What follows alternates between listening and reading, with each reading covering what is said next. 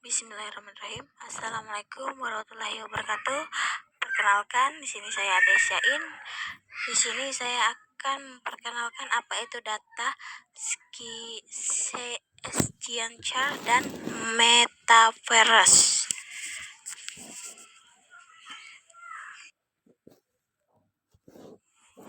Yang pertama yang akan saya jelaskan yaitu definisi data exchange, yang kedua alat data exchange, yang ketiga penerapan ilmu data exchange.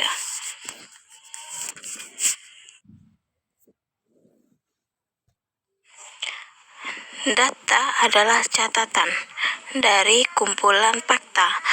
Fakta-fakta inilah yang nantinya akan diolah menggunakan data exchange dan menghasilkan informasi.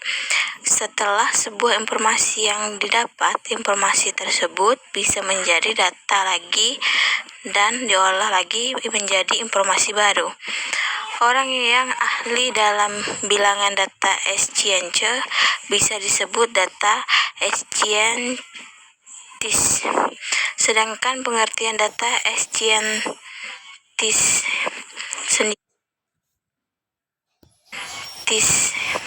sendiri adalah orang yang mengatur data dalam jumlah besar.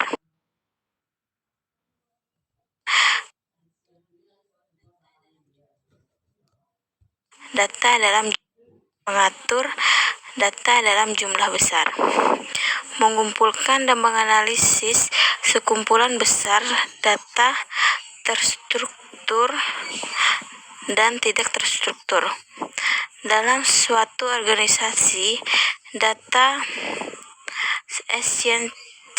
scientist bertindak sebagai orang yang menganalisa dan mempelajari pola suatu data untuk mendapatkan informasi, dan informasi tersebutlah yang akan membantu perusahaan mengambil keputusan. Data scientist tidak bisa bekerja sendiri. Mereka membutuhkan bantuan tenaga lain seperti data engineer dan software engineer untuk mengaplikasikan temuan mereka ke dalam suatu aplikasi.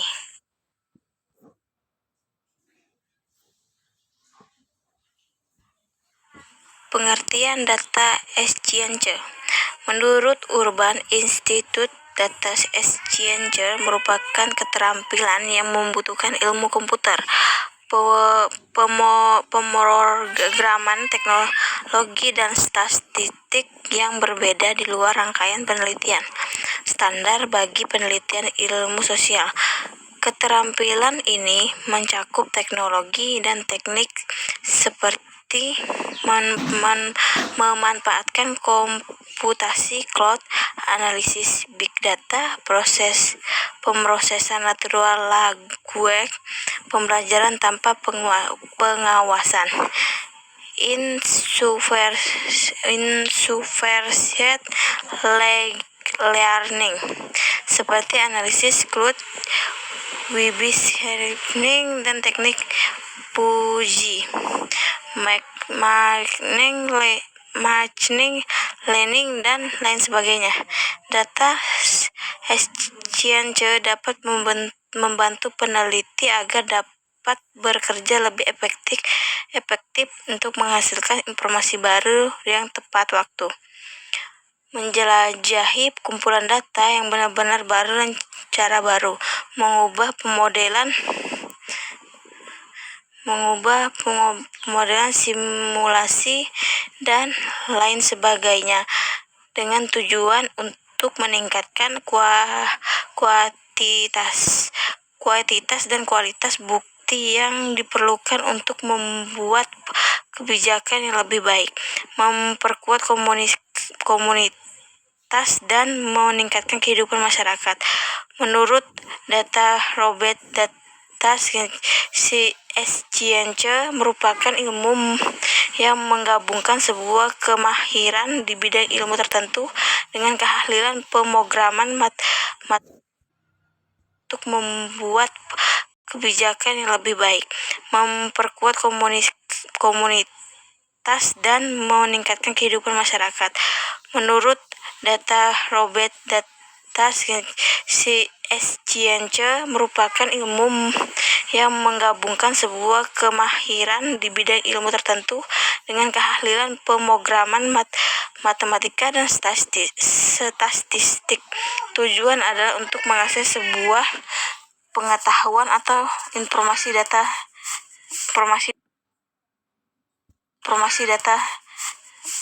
dari data.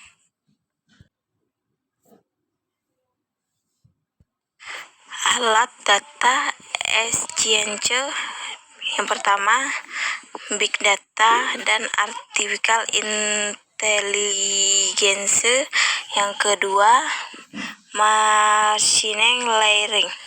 Yang ketiga, data mining. Yang keempat, deep learning. Machine learning penjelasan. Data menggunakan big data. Data scientist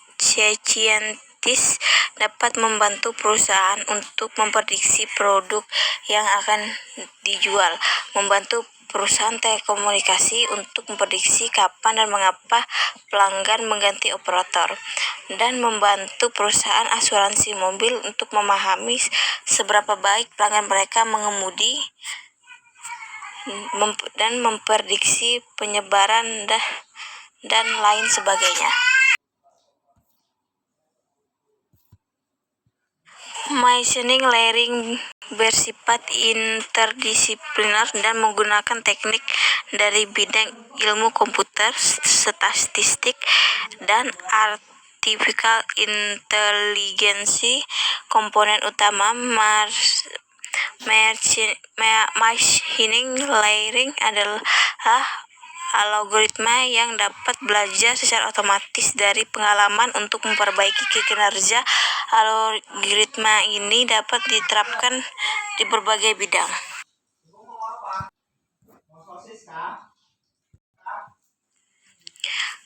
Yang kedua, data mining adalah penerapan algoritma khusus untuk menginteraksi pola pada sebuah kumpulan data.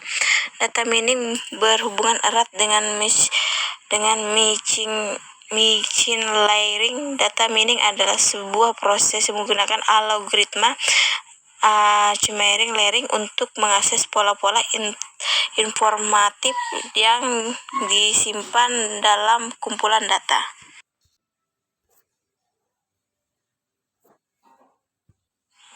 Deep learning adalah istilah yang relatif baru yang sedang banyak dibicarakan belakangan ini. Deep learning adalah proses penerapan teknologi deep neural network. Deep neural network adalah arsitektur jaringan saraf dengan beberapa lapisan tersembunyi untuk memecahkan masalah.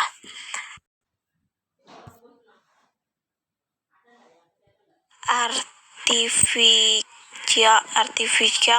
intelligence atau biasa disebut AI adalah bidang ilmu komputer yang menekan pada penciptaan mesin cerdas yang bekerja dan bereaksi seperti manusia.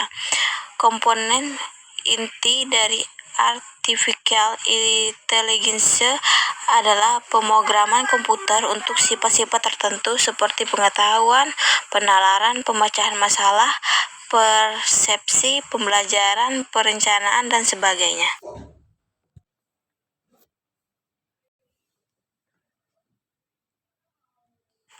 Penerapan ilmu data science.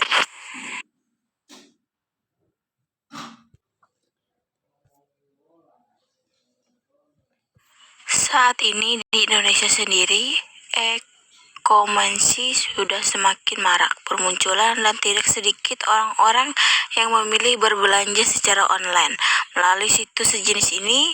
Situs seperti ini biasanya dikenal juga dengan marketplace. penjual online yang terdapat pada e-commerce biasanya akan secara otomatis menyesuaikan etalasenya berdasarkan profil data pembeli. Dengan mengubah tata letak halaman dan menyesuaikan produk yang dijual secara otomatis dan real time. Selain itu, beberapa toko online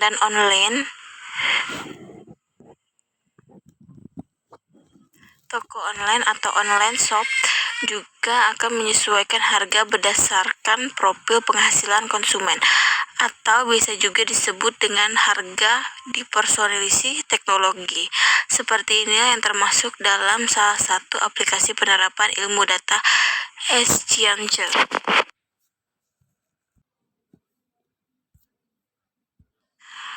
Fraud detection atau memprediksi penipuan adalah bagian terpenting dari segala industri keuangan. Sebagai data exchange dan artificial intelligence adalah kedua ilmu yang sering digunakan untuk melakukan proses ini. Sebab kerusakan dan gangguan sekecil apapun itu dapat menyebabkan kerugian finansial bagi suatu perusahaan tertentu. Dengan melakukan analisis prediksi real time, hal ini akan membantu dalam meningkatkan deteksi penipuan dan juga keamanan ciber. Selain itu, dengan bantuan dari sebuah data exchange, suatu perusahaan dapat menyediakan layanan keuangan yang lebih efektif. Sehingga teknologi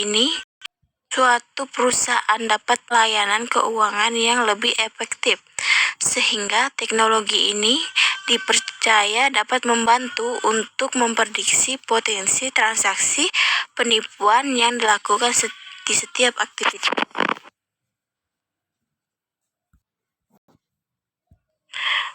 Penetapan harga yang dinamis pada umumnya digunakan oleh suatu perusahaan dengan menggunakan data untuk mensegmentasikan pelanggan atau konsumen secara akurat, sehingga setiap kelompok pelanggan atau konsumen ke depannya akan dapat ditawari produk dengan harga yang berbeda.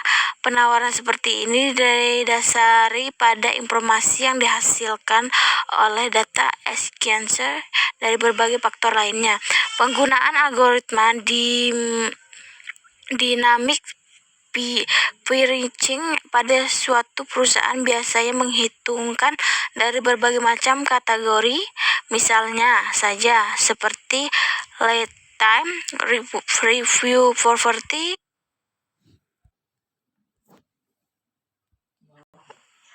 metaverse. 1. Definisi metaverse. 2. Dampak metaverse. 3. Manfaat metaverse.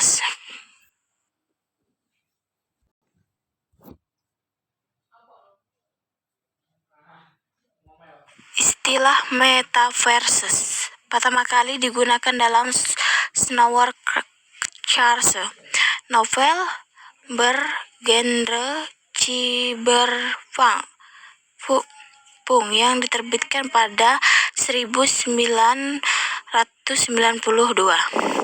Dalam novel tersebut, metaverse digambarkan sebagai dunia virtual yang bisa dikunjungi oleh orang-orang melalui perangkat VR. Namun, Snow Charles tidak menggambarkan metaverse sebagai utopia sempurna yang mempunyai semua orang yang masuk ke dalamnya menjadi bahagia. Sebaliknya, metaverse menciptakan masalah tersendiri, mulai dari kecanduan teknologi, diskriminasi, kekerasan, dan harassment. Sebagian dari masalah itu bahkan sampai terbawa ke dunia nyata.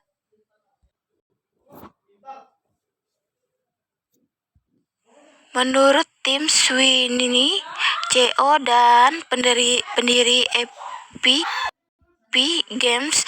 Metaverse adalah media sosial 3 dimensi yang bisa diakses secara real time. Dengan menggunakan itu, orang-orang akan bisa membuat konten di dunia virtual dan saling berbagi konten tersebut. Para pemain juga akan punya kesempatan yang sama untuk mengubah keadaan sosial ekonomi di dunia virtual tersebut. Peter Warman, CEO Newzoo, menganggap metaverse sebagai tempat yang memungkinkan orang-orang untuk menjadi penggemar, pemain, dan kreator secara bersamaan. Menurutnya, hal ini akan memaksimalkan engagement-nya yang juga akan mendorong potensi bisnis. Sedangkan Jess Alto, bos dari Open Metaverse Group yang membuat standar open source untuk metaverse, menjelaskan bahwa idealnya metaverse tidak bergantung pada suatu teknologi memiliki satu perusahaan, tapi terdiri dari berbagai teknologi buatan banyak perusahaan yang saling berhubung dengan satu sama lain. Dampak positif. Pengalaman dikutip dari TCRN24, metaverse akan memperolehkan penggunaan untuk menjadi apapun dan berada di manapun.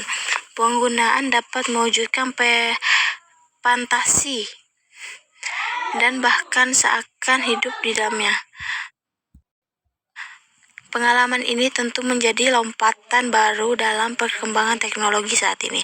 Contohnya, sebelumnya mungkin penggunaan menginginkan menjadi seorang olahragawan terkenal pada pagi hari, lalu pada siangnya dapat mengubah diri menjadi profesi lain, semisal presiden. Ekspresi. Saat ini, akun media sosial hanya sebatas penampilan profil seseorang dalam bentuk gambar. Tetapi dalam dunia metaverse, penggunaan akan ditampilkan dalam bentuk avatar yang dapat bergerak. Avatar ini berbentuk 3 dimensi dan dapat dimodifikasi sesuai keinginan. Secara teknis, penggunaan dapat menambah tinggi dan berat badan serta pemakaian yang ingin dipakai. Bahkan dapat mengubah jenis kelamin hingga warna kulit sesuai yang diinginkan. Selain itu, wujud dari avatar ini bukan layaknya kartun, tetapi benar-benar menyerupai penggunaan aslinya, sehingga dapat dikatakan dunia metaverse memberikan kebebasan berekspresi untuk penggunaan agar menjadi seperti yang diinginkan.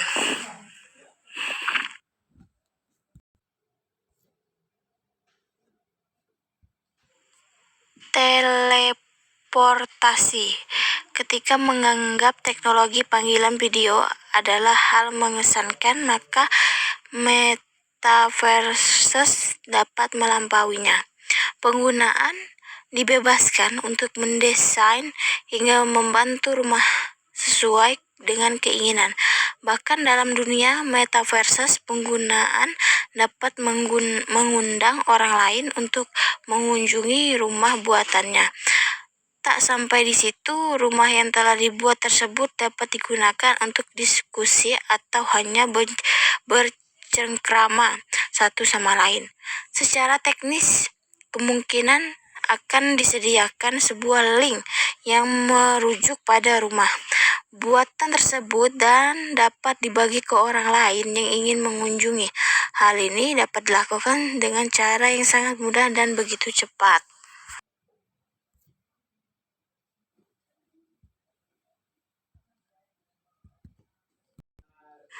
Dapat tingkatkan produktivitas.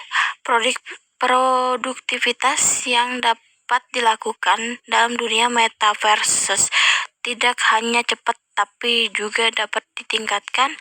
Teknologi di dalamnya mengizinkan penggunanya untuk melakukan pekerjaan yang dianggap nyaman untuk ditempati. Poinnya adalah pengguna dapat membuat sendiri terkait tempat untuk melakukan pekerjaan sesuai keinginannya. Ditambah dunia metaverse mengklaim untuk menyediakan sistem input yang lebih cepat.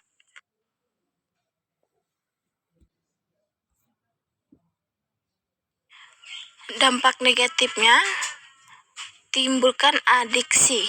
Pada saat ini, sebelum ada dunia metaverse, banyak orang telah menggunakan aplikasi apapun secara berlebihan, sehingga dunia metaverse yang menakjubkan ini juga ditakutkan semakin menimbulkan adiksi terhadap teknologi dunia maya ini. Kebebasan dalam dunia metaverse untuk menjadi siapa saja yang diinginkan tentu menimbulkan adiksi baru bagi pengguna internet saat ini. Ditambah kemudahan yang disediakan dunia metaverse untuk mewujudkan hal ini memperparah bagi pengguna internet untuk semakin meninggalkan dunia nyata dan lebih asik dengan dunia buatan di metaverse. Depresi. Menyambungkan dari poin pertama, dampak lain akibat adanya metaverse adalah depresi. Seperti yang telah dijelaskan sebelumnya, jika dunia metaverse adalah kebebasan berekspresi bagi penggunaannya untuk menjadi siapa saja, namun sayangnya pengguna lupa jika dunia metaverse tidak dapat diimplementasikan di dunia nyata. Semisal pada penyandang disabilitas dapat menjadi orang normal di dunia metaverse, tetapi secara realita dirinya tidak sama dengan apa yang digambarkannya, sehingga muncullah permasalahan depresi karena menganggap jika dunia metaverse lebih menarik.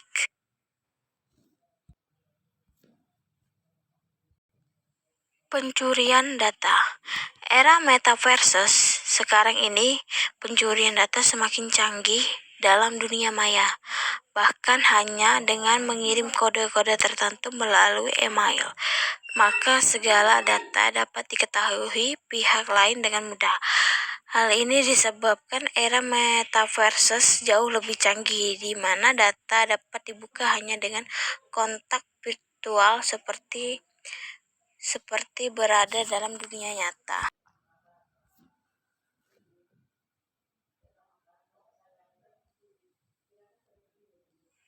Hackers merajalela. Karena era metaverse sudah seperti dunia nyata, maka akan lebih mudah bagi hackers untuk melancarkan aksinya, seperti mencuri di siang bolong, sebab segalanya lebih mudah ditebak dan dijalani sebab adanya kontak yang seakan fisik dalam dunia virtual.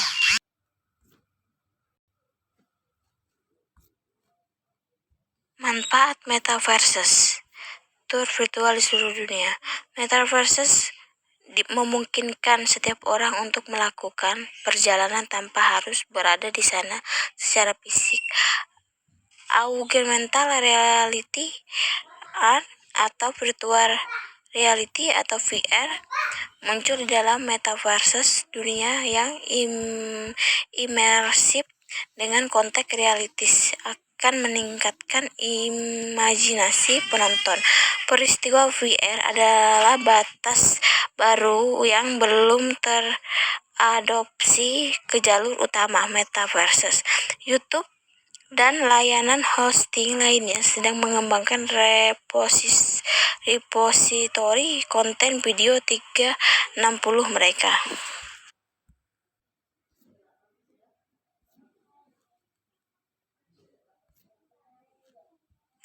Tak bisa dipungkiri, pandemi COVID-19 berdampak pada seluruh sektor pendidikan.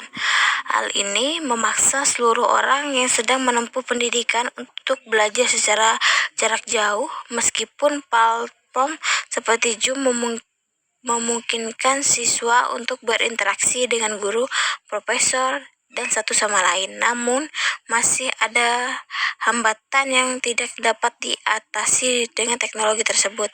Metaverse menjanjikan pengalaman online gabungan di mana suatu avatar dapat berpindah ke antara ruang seperti dari ruang kuliah ke laboratorium sains.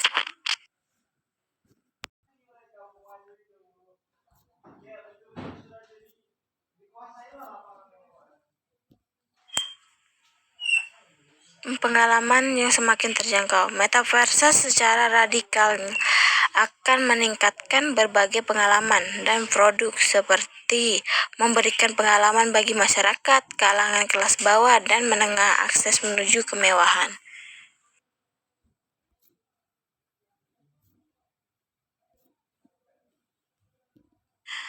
Penciptaan hal-hal baru. Metaverse juga akan memperkenalkan kemungkinan baru. Saat ini tidak ada sama sekali, bahkan untuk orang yang sangat kaya sekalipun. Saat ini tidak seorang pun memiliki pengalaman virtual berkualitas tinggi dalam pengalaman ke tata surya yang jauh, pusat bumi, atau era peradaban manusia di masa lalu. Namun, setelah perkembangan pesat VR, dalam beberapa tahun lagi, sebagian besar manusia mungkin dapat memiliki akses pengalaman ini.